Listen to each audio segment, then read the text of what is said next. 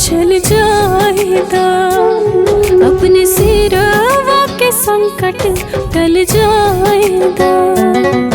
पर कबल रहब हम बोझा बन के, अपना जिंदगी से हमके निकल जाएगा। जन्म जन्म के बंधन नाही तोड़ले से टूटे, हाथ में हाथ रही ई साथ जन्म के साथ न छूटे। हाथ में हाथ रही ई साथ जन्म के साथ न छूटे।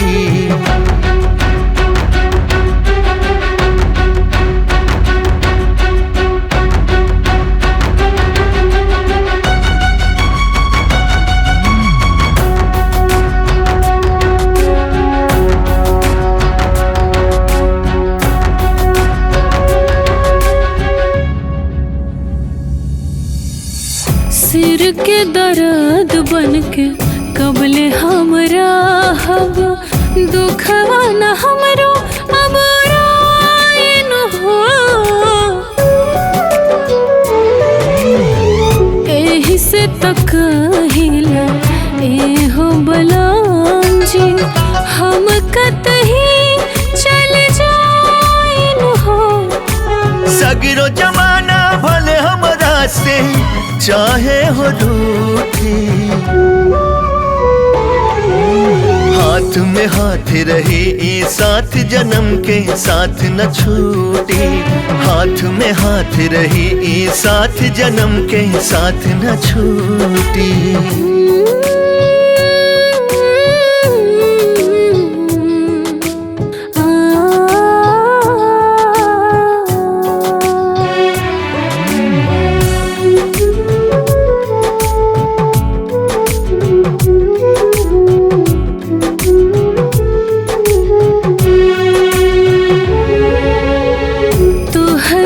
जिंदगी तोहरो खुशी बा, सारी खुशी अपना लन हो।